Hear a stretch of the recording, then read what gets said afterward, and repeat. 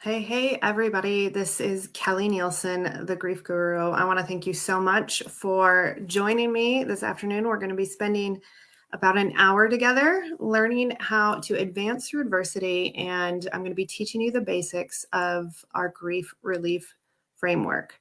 So first things first, I know you've already heard a lot of amazing information and you might be on overwhelm. So I just want to invite everybody to take a moment, gather yourself, grab a cup of coffee, a drink of water, or whatever you need to be comfortable for this next hour. I also want to encourage you to grab a pen and paper because I am going to be giving you helpful information and actionable steps that you can take after our time together. And I want to make sure that you don't miss a thing. So if you're all set with your drink of choice and your notepad and pen, let's get started. If we can go ahead and get the slides going. So this is our advancing through adversity. We're going to talk about how you can actually advance through adversity with me, Kelli Neilsen. So I did not at all grow up with plans of becoming the grief guru. It was not a childhood dream of mine that I would spend my life helping people recover from grief and loss. I actually grew up in Minnesota, a middle kid of a middle class family, and pretty normal and typical from the outside. Oh, that was a pretty hilarious picture that didn't translate there of me with my family. But for me, my first real hard encounter with grief happened on February 1st of 2017, when I received the phone call that morning that my mom had committed suicide. It was earth-shattering. It was devastating. My family hasn't recovered to this day. To say it was a shock is an understatement. My dad had actually struggled with mental and physical health issues for several years. So we as a family had somewhat braced ourselves for his passing. We had dealt with his decline in health for a long time, and we were somewhat ready for him to pass. So when he called me the morning of February 1st and let me know that my mom had committed suicide, my brain just couldn't grasp that. It couldn't handle it. I went into a state of shock and was numb.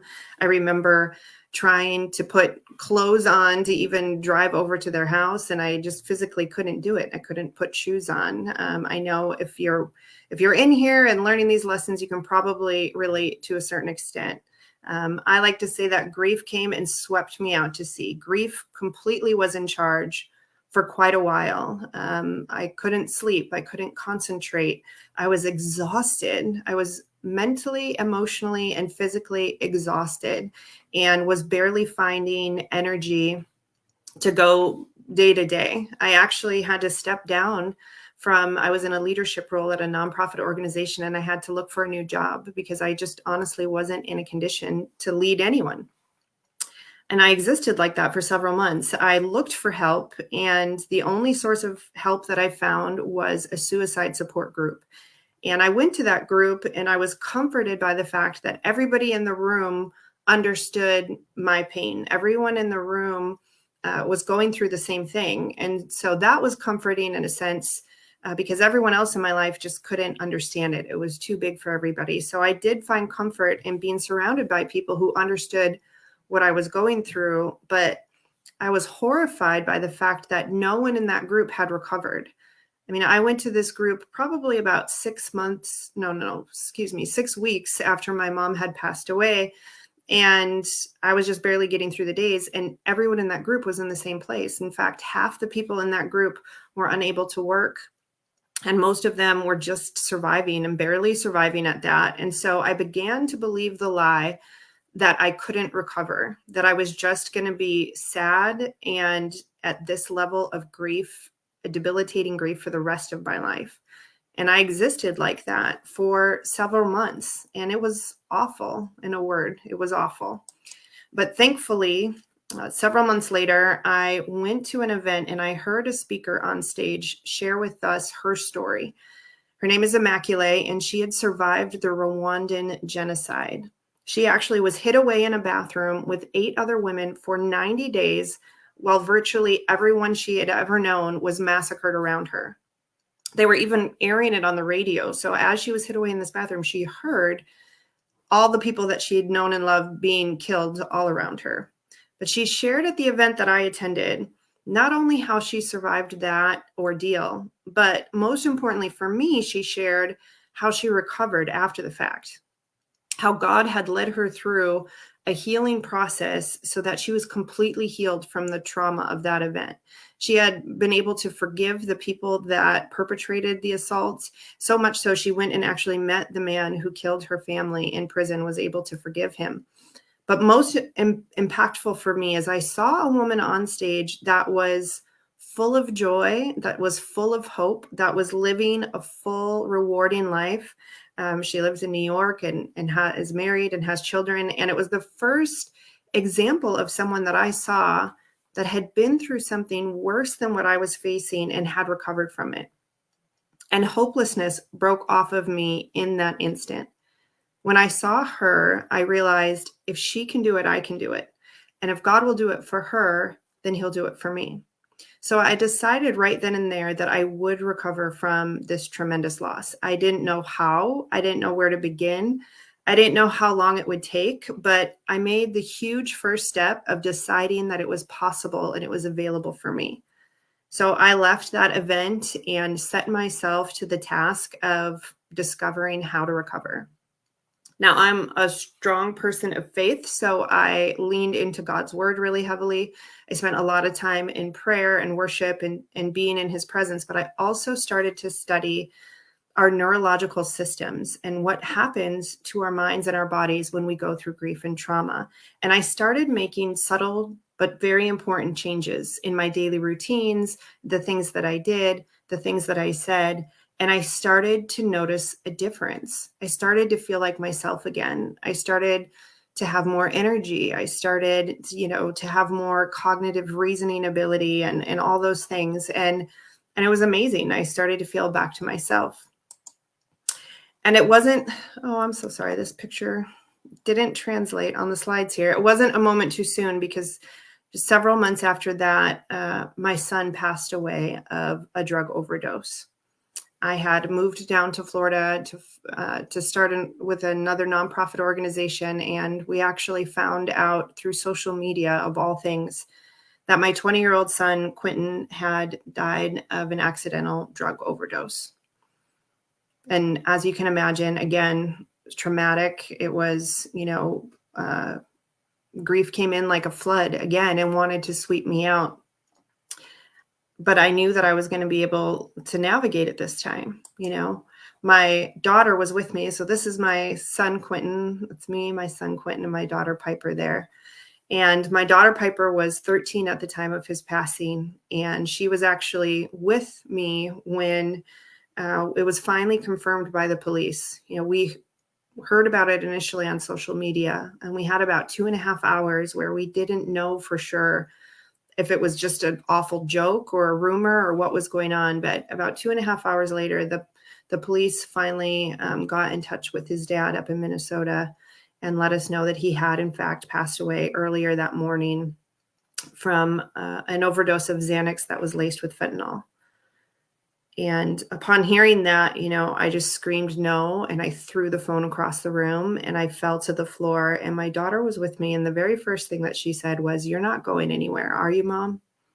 And that will stick with me for the rest of my life. See, her grandma had just committed suicide the year before that. So her very first thought was that I was not going to be able to handle this, that this was going to be too big of a weight for me, and that I would take my own life. So just a word, if you're here, if you're recovering from grief and loss and trauma, I just want to implore you that people are depending on you to figure this out. I know that recovering from grief it's the hardest thing that I've ever done in my life. It is so difficult, but it is possible, and you play a huge part in your own recovery. And I just want to encourage and implore you to do whatever it takes to find the tools that you need to recover. Because if you have kids, or even if you don't have kids, you have family members, friends, people who love you, who are really depending on you to get through this to the other side and to get to a place where you're healthy and happy and healed and whole. And I'm here to tell you that it's possible, but I'm also here to tell you that it's your responsibility, and it will not happen without your participation and cooperation. Something we say here at the Grief Guru often is that trauma is not your fault, but healing is your responsibility. It can be so easy for us to stay in this place of being overwhelmed about how unfair it is and how we didn't deserve it, and the pain is just so much, and all of that is true. But when you will start to understand that your healing, your grief recovery journey is 100% up to you, it's 100% in your control. When you understand that and you take ownership for that, that is when healing can begin, when you can start to take the actionable steps to actually recover from grief and loss. So I journaled, my program, my process. I created a program that we now teach around the country, and I wrote a book documenting it called "You're Not Crazy, You're Grieving," because if you're going through grief, you know exactly what I mean. I felt like I was losing my mind. I mean, there's so many side effects and symptoms and complications that come with grief that I feel like nobody talks about beforehand. I didn't know the physicality of grief, how sick and tired I would feel, and all the things that come with it. And so I wrote this book, and I just thought that was an appropriate title, that we're not crazy, we are actually grieving. I also started a nonprofit in my son's honor called Q's Army. My son's name is Quentin, and we called him Q. And we now are helping families who've lost loved ones to overdose or suicide. And my personal vision that I'm walking out right now, and actually part of this conversation, is that I'm believing for 300,000 lives to be impacted for good. I'm actually training up coaches. So the number is, we're believing for 300,000 coaches that learn these skills and learn this system and make an impact to help people who are grieving to recover. But I know that's not why you're here. You're here to actually learn how to recover. Oh, before we get to that, I do want to, any of you that are here today, I would love to offer you a free gift, the audio version of the book, as a free gift that you can listen to. So if you go to that website listed there, I'm not crazy, I'm grieving.com, and drop in your information, we will send you out the audio version. It's actually me reading the book, so you can listen to the story if you're so inclined. Or if you prefer, you can text your name and email address to the number listed there, 239-977-5331, and we will send you the audio book as our gift to you. We'd love for you to have that. Okay, so with the rest of our time together today, I'm going to do a high-level overview of our grief relief framework and program, and then we're going to do a deep dive on a couple of the steps. We don't have time, and honestly, you probably would be overwhelmed if we did a deep dive on several of the steps, but we're going to do a little bit of a deeper dive on a couple of the steps. So firstly, at a very high level, our grief relief program consists of 5 steps. The first step is what we call our map maker. This is really a foundational step where you decide what you believe and what you want. Those may sound like simple questions, but there are a whole lot of traps and keys and secrets buried in those two questions about what you believe and what you want. So we spend a lot of time when we work with clients in our programming, we spend a lot of time on that one. The first step is the most important step, and the one that if you don't do it right, all the other ones won't make sense. So very important. Our second step is what we call Path Protector. This is where we help people really create an environment that's conducive for healing. We want you to recognize that recovering from grief and loss is a season, not a sentence, but it is absolutely a dedicated time where you have to make some adjustments in your life. I like to use the equation that if you had major surgery or been in a major car accident, you would definitely have to have a time of recovery, and this is no different. So we want to set you up for success as it relates to that. Step number 3 is what we call our mindful makeover. This is some of the amazing things that I learned as I studied neuroscience and our neurological systems, the fascinating way that our minds and bodies work in the midst of trauma and outside of trauma, and the fairly simple things that we can do to help restore order in our minds and bodies. It's really powerful stuff.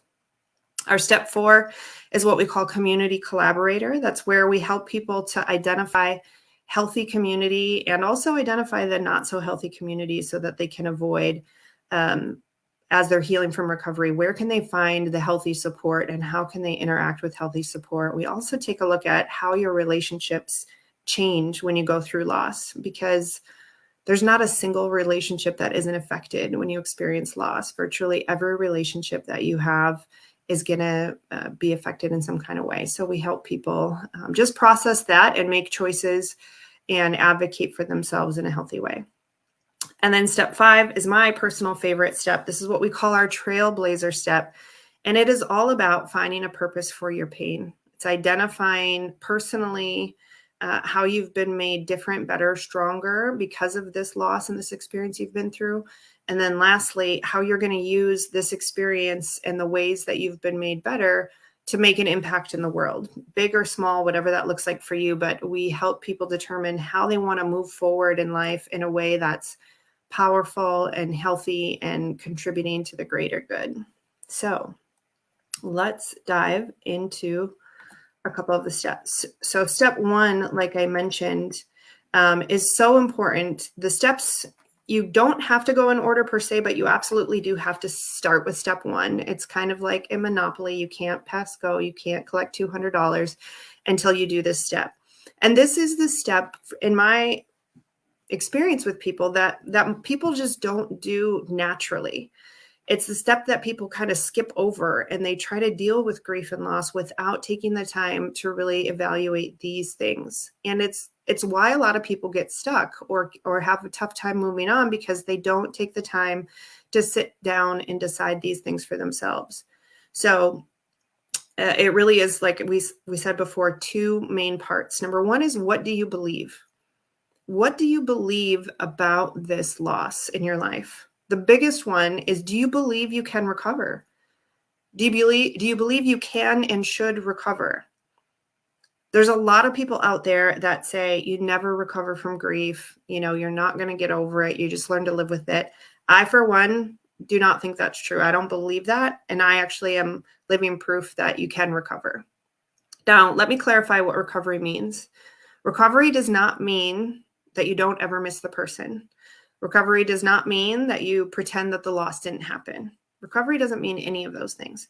What recovery means is that you've processed the grief and loss to a place where it's not debilitating in your life. You may have sad times, but honestly, when I think of my mom and my son, I have happy memories and happy feelings associated with that. I have times, every now and again, obviously, the fact that I won't see my son get married and I won't see him have kids. I think about that sometimes, but the majority of thoughts are happy thoughts and happy memories. And I live from a place of honoring them as I go forward. I think if we could collectively learn to watch our language and know that we're supposed to stop grieving people, but we can honor them and remember them as we go forward in a healthy way. Grief is actually a debilitating thing.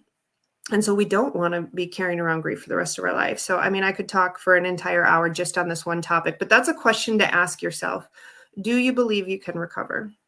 Do you believe you should? I know a lot of parents who, when they lose a child, they feel guilty or wrong for being happy or having any kind of joy. Is that something that you're carrying around? Do you feel guilty for that? Are you worried that you're going to forget the person that you lost if you somehow move forward? Do you believe that it was your fault? Do you believe that it was God's fault? I mean, just really taking time to assess what your beliefs are about this, and just determining if there are beliefs in there that are actually going to hinder you from recovering and moving forward. And then the second part is, what do you want? What do you want? You get to choose. You get to decide. You get to decide where you want to put your focus and where you want to put your energy and where you want to go. And again, if you don't decide where you want to go, how will you ever know when you get there? And you'll have an incredibly hard time creating a path to get you there if you don't know where you want to go. If you don't decide that you want to get in the car and drive to New York, you're not going to be able to have a path and know how to get there. And you could get to New York and never even know it if you're not intentional about setting that out. So we try to help people recognize that you get to decide what you want moving forward. And there's a whole lot of things when we lose someone we love that we want, right? We want answers. We want life to be fair. We want to pretend like it never happened. We want sympathy from people. We want justice. We want vengeance. There's a whole laundry list of things that you could want.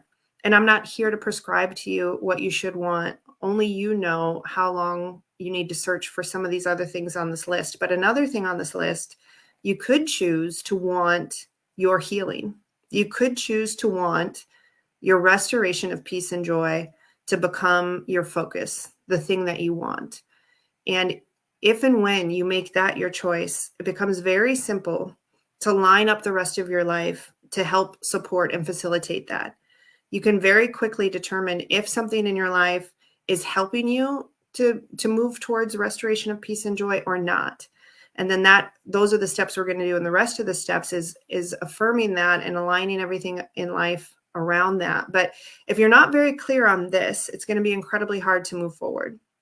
So, for example, when we work with people and take them through a 10-week process that goes through these steps, we spend the first 5 weeks just on step 1. It's that important. It's that foundational, and it makes that much of a difference. If you do this step well, all the other steps you're going to breeze through. If you don't do this step well, or you get hung up on this step, you're going to stay stuck on this step for quite a while.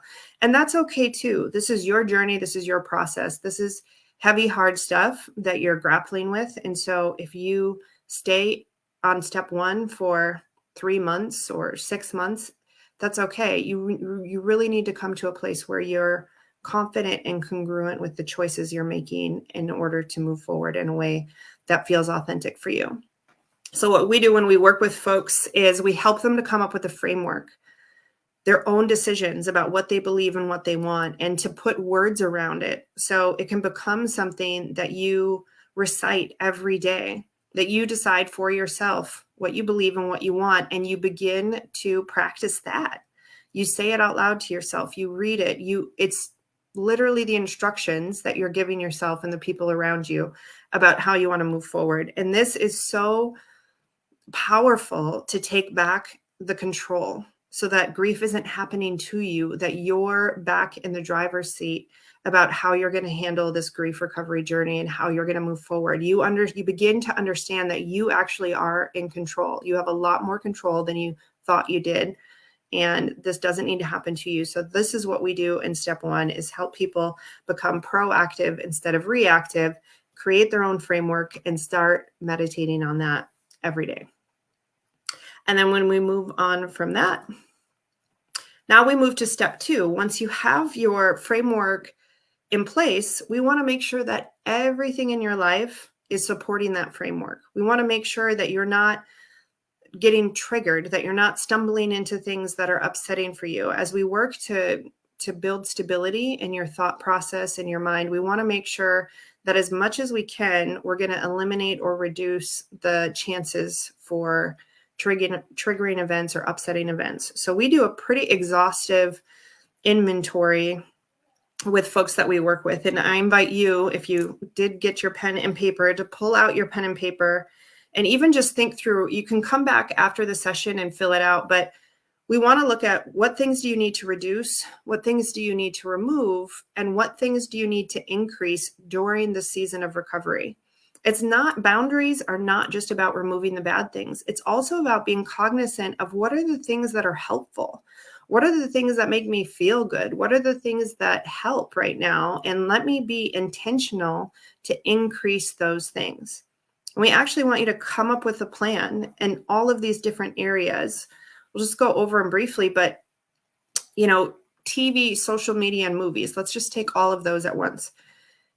Depending on what type of loss you experienced, a lot of TV shows and movies can have triggering, upsetting scenes. It's sad, actually. There's not a lot of shows you can watch that don't have death or loss in it in some capacity. There's a lot of movies with suicide scenes or overdose scenes, or so seeing those things can be really upsetting. And depending on where you're at in your grief recovery journey, that can be an upsetting thing that puts you on a downward spiral. So in the beginning, we want to just remove chances for that at all. And then as you get a little bit healthier and a little bit more recovered, you'll find that your tolerance for those types of things may increase. But you may find that there are some things that you just remove completely. I'll give you one example. I used to watch the show Intervention, that show. And honestly, I don't know why. I guess because my son dealt with addiction issues, I could relate to the families, and I would watch that show. But now and for the rest of my life, I will never watch that show again, because there's no good that can come of it for me.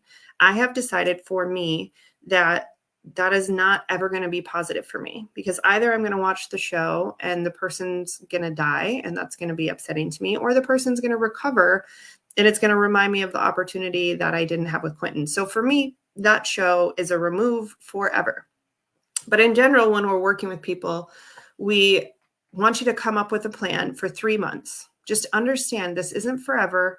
You have to gauge where you're at right now. So you want to look at all these different categories and decide the things you're going to reduce, remove, or increase for the next 3 months. And then 3 months from now, come back and revisit, and you'll find a lot of these things will change.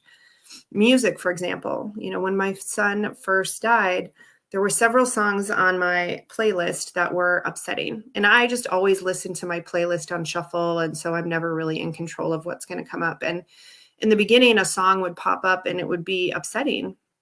It would bum me out and ruin my day. So in the very beginning, I removed all the songs that had special meaning for me and my son, so that I wouldn't, if I was having a good day, the last thing I wanted was a song to come on and kind of mess up my day. So for a season, I took all those songs off of my playlist completely.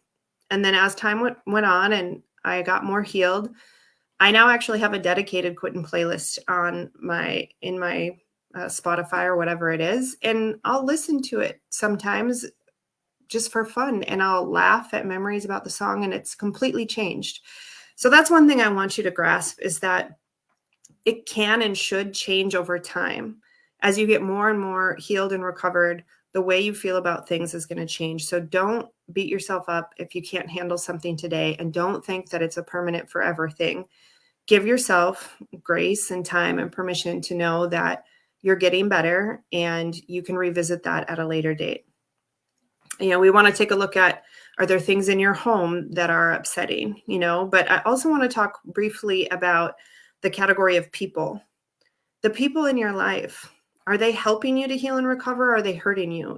As a whole, as a society, we really stink when it comes to dealing with grief. And people, for the most part, don't support grievers very well. They either say nothing because they don't want to say the wrong thing and they isolate you, or they may say well-meaning things that are not at all helpful.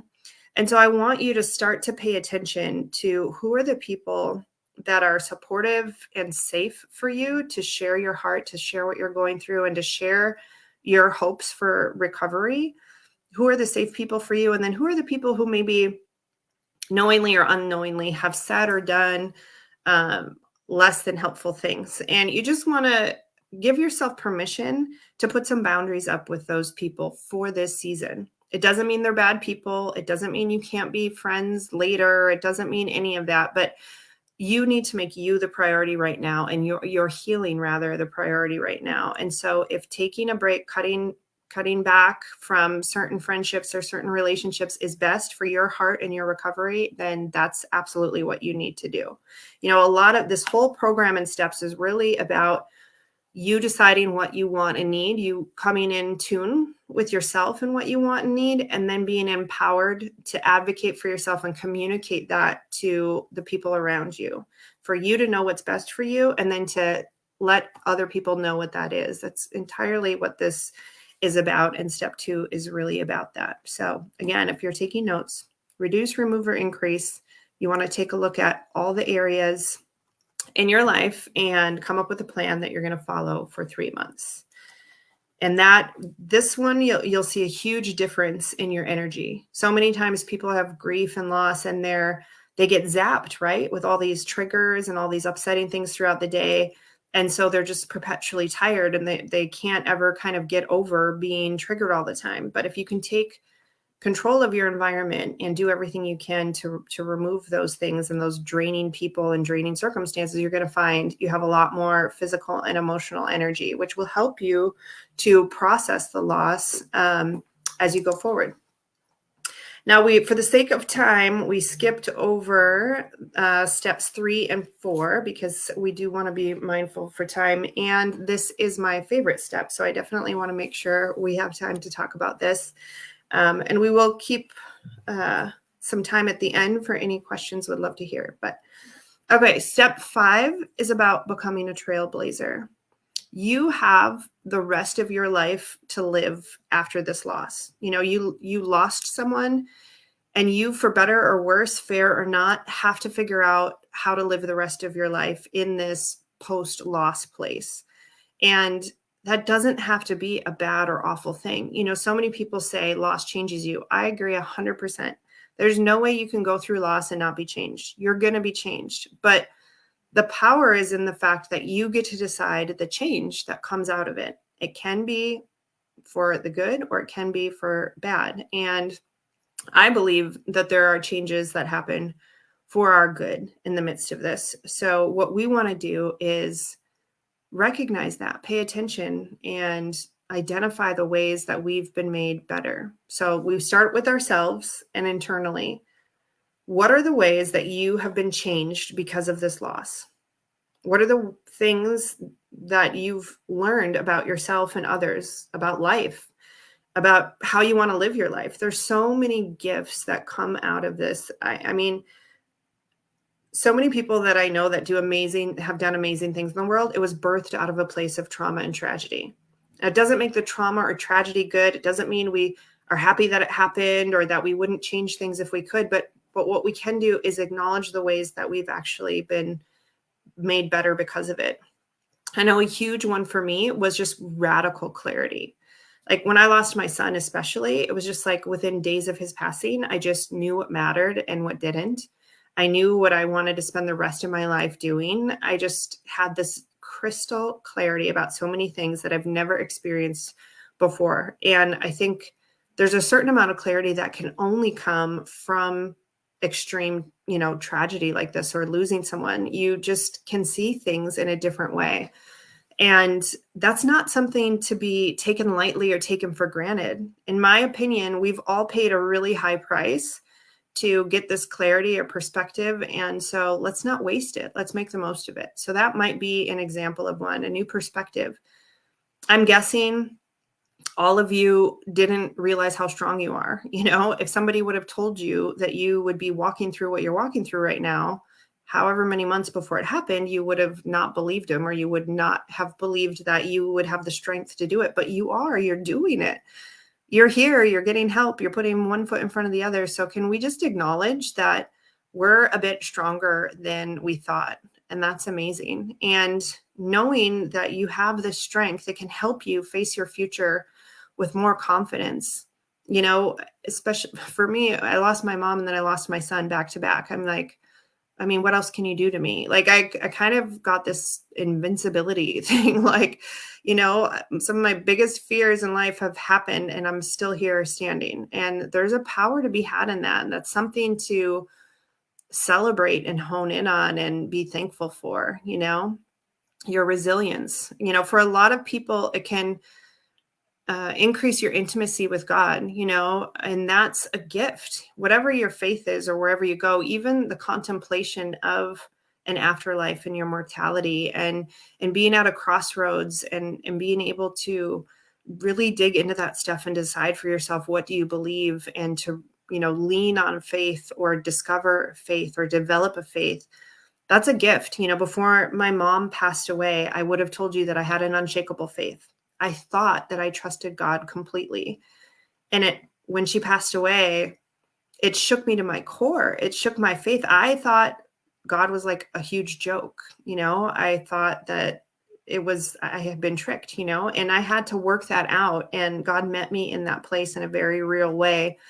And in that place, I developed the very solid faith that I stand on today. And it was that solid faith that was formed in the passing of my mom that helped me when my son died. So it's a good thing. It's a good thing when we have the opportunity to know if our faith is really as solid as we think it is, or if we don't come from a faith, it's a good opportunity to explore that and maybe discover or develop faith.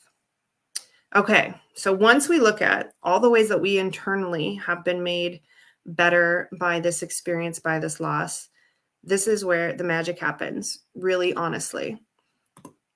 This is where we're going to take all this stuff and we're going to decide how we want to use it to make a difference in the world. This is where you can move from looking backwards and being sad to looking forwards and being excited. I firmly believe that everything that happens to you, good and bad, is not just for you.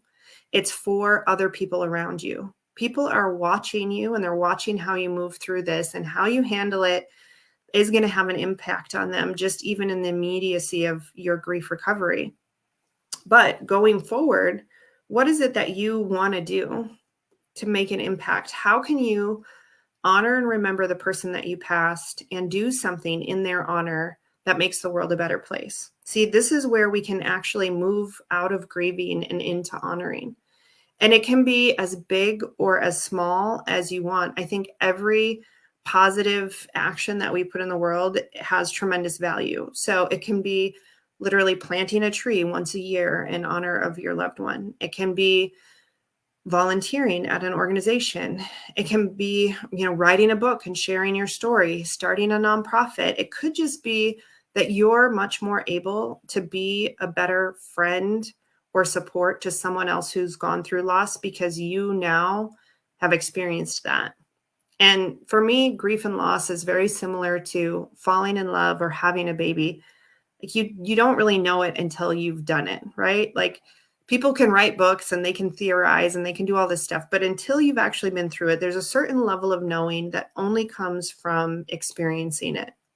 And so now that you have that level of knowing, it qualifies you to help people that you couldn't help before. It qualifies you to be able to be a better friend, to support someone who's going through grief in a meaningful way. You're not going to be one of those awkward friends who says something insensitive or just avoids the conversation altogether because you know what it's like. And that in and of itself is so powerful. I mean, think about in your own story, if anyone who's experienced loss has come alongside you and just how much that has meant to you and how, life-giving it is for you. So now you have the opportunity to be that for somebody else. For some of you, your life's purpose and calling is connected to this loss. I mean, that's what it is in my case. For me, I will be doing this work for the rest of my life. This has launched me into my purpose and calling. And it is so rewarding that every day I get to be doing work that commemorates and honors my mom and my son. And I get to help people find the way back to their lives. And I never would have thought of this for myself, but I wouldn't trade it for anything. I'm so grateful that I get to do what I get to do. And it was literally born out of this heartache and tragedy. And I just firmly believe that that's available to every person. So the question for you is, if you lost your loved one to a social issue or a cause, maybe you're supposed to be part of the solution. Maybe there's an invention that needs to come out of this. Maybe there's a nonprofit that needs to be started. Maybe, it is a book you need to write. Maybe you need to speak. I don't know what that is for you, but I'm here to tell you that it exists. And I'm here to tell you that if you will take the time and do the inventory to go find what that thing is, you will experience such a rich, meaningful, deep connection to your loved one and such a rewarding life that you wouldn't have thought possible. This is where, like I said, the magic happens. This is where what the enemy meant for harm gets turned for good. It is so powerful and so amazing. And so when we work with clients, this is kind of our final step of the grief relief process. And we help them to discover what that is for them and to launch them into that work. And so I encourage you, again, if you're taking notes with the step 5, take a look at an inventory. How have you been made better by this? And then start to brainstorm, start to just wonder and dream about what could you possibly do that would make an impact and a difference for somebody else. Think about the loved one that you lost and what were they passionate about? Maybe part of what you're called to do is to carry on their legacy and, work on something that they were really passionate about. Maybe it's as simple as an activity that you guys used to share together, a pastime or something that you can lead a group and help other people learn how to do it. I mean, really, it's an infinite supply. There's an infinite amount of ideas and options. And it is really a lot of fun to go explore and figure out what that might be. So that is the conclusion of our time together in the review of the process. I do want to ask you, what is the purpose for your pain? This didn't just happen for no reason. This isn't just some awful thing that has happened to you. This is something that has happened for you and for others. And I know that can be a hard pill to swallow. It can be hard to hear.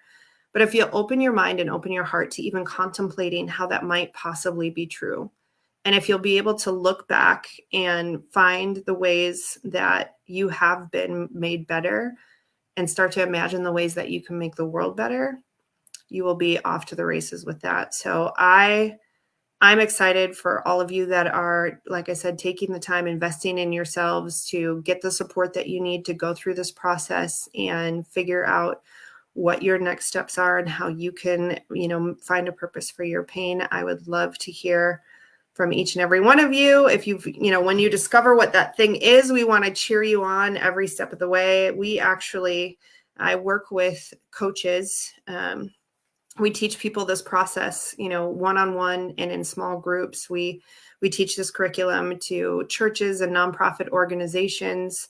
We're just passionate about getting these tools in the hands of everybody that's experienced grief and loss. And we purposefully follow a coaching model because I believe there's tremendous power in learning from someone who's been in your shoes or very closely in your shoes. So that's why all of the coaches that come on board with our company have experienced loss, and they work with clients that have a similar loss story. So they're learning from someone who gets it. So wherever you find your tools for healing, just keep looking until you find the tools and support that are right for you, and practice and learn and develop those skills and muscles until you're getting back to a place where you're healed and healthy and whole, because that is what's possible. And life is too short for you to do anything less than that. But myself and all the other coaches here at Grief Guru, we will be cheering you on every step of the way. And if there's anything that we can do to support you in your grief recovery journey, please reach out. We would love to chat. And I don't know if there's any questions. Let me see. Oh, I'm just seeing some. Just thanks for the comments. Does anybody have any questions with the little bit of time that we have left? I'd be happy to answer any questions that you have.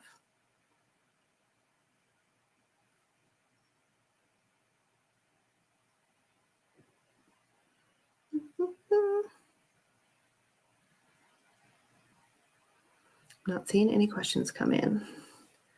a couple of the comments. It looks like Joshua says this is so important to talk about, and that you definitely have to evaluate your own recovery because grief has a lot of facets. I agree with that completely.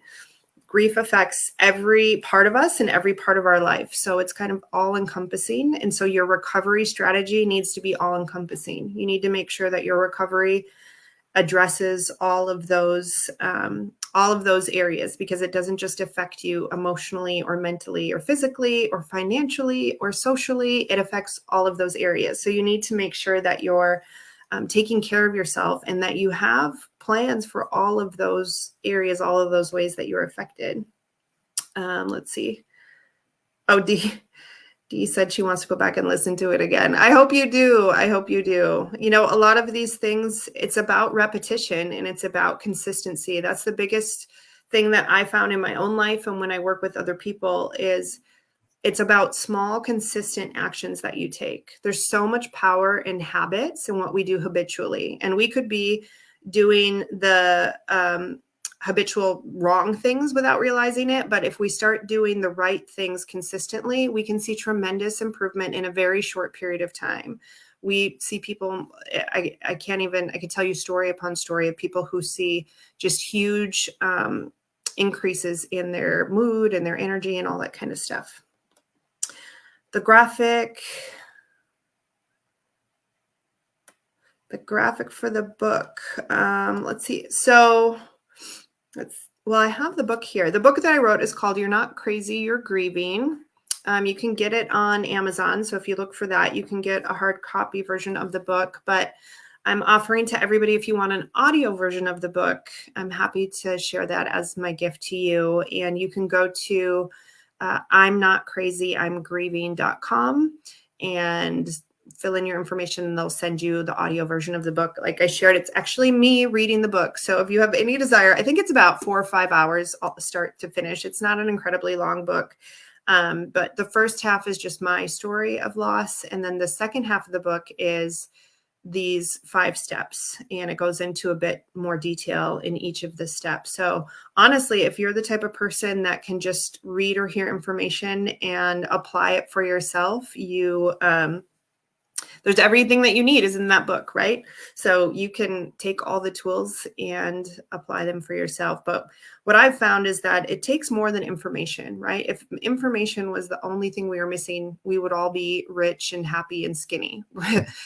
Information is out there. What I found most helpful and what was so instrumental for me is seeing an example of someone who had done it and then learning how to do it and walk it out myself. And so having people around you that, number one, believe you can, and then help you to do it and hold your hand and hold you accountable as you go through that recovery journey. That is the thing that is most helpful for people in the recovery, at least that I've experienced. Yeah, Kirsten, sure, not a problem. Any other questions, comments? Let me see the other thing of the chat.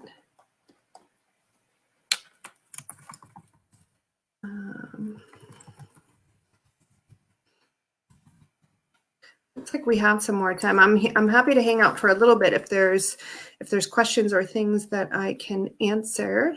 I can tell you about a couple things that we have going on as a company. Because you might want to plug in or connect us with some other people. As I mentioned in our program, this 5-step framework, we work with people individually and in a small group, but we also now are making it available to churches and nonprofits. So if your church or congregation or nonprofit organization would like to learn about how they can become trained in this framework and use this course and these tools in their community, please connect them to us. I would love to chat with them.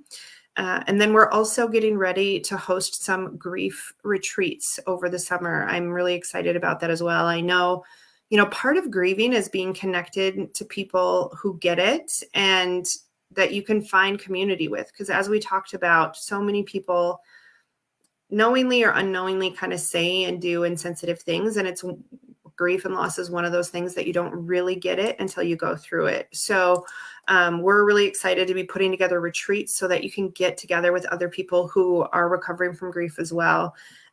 We have a retreat for moms coming up in July in Wisconsin. So all the moms that have lost kiddos, we're taking, a weekend in July to get together and just have community and friendship, but also learn some of these skills on how to actually move forward. And then we're also doing a retreat for widows in Branson, Missouri in October. So those are a couple of the retreats that we have booked and planned, but we're getting ready to schedule some additional ones as well, because I think that time of community and getting together is just really important and a really pivotal part of your healing process. So we are excited about that. Let me think of what else I can share with you. We do have a group starting in a few weeks on May 19th. As I said, we do our 10-week Grief Relief Accelerator program one-on-one with individual coaches, and then we also lead groups of people together. So our next group starts May 19th, and we would be happy to plug anybody into that group if you're looking to go through the 10-week course with some other folks and led by one of our certified coaches and just get radical healing and transformation and breakthrough. That is what we see with our folks that go through the 10-week course. So would love to have anyone join us for that. Let's see, any other comments or questions? Boom, boom, boom. Yeah, I believe this is being recorded, and I'm not sure how they're doing the replays for the recording. So if you didn't catch this live, hopefully there'll be an easy way for people to catch the replays. So if you missed the first part of it, or if you're just coming in now, I believe there'll be an easy way to do the replays. But yeah, let me check with the production folks if there's anything else we need to be doing.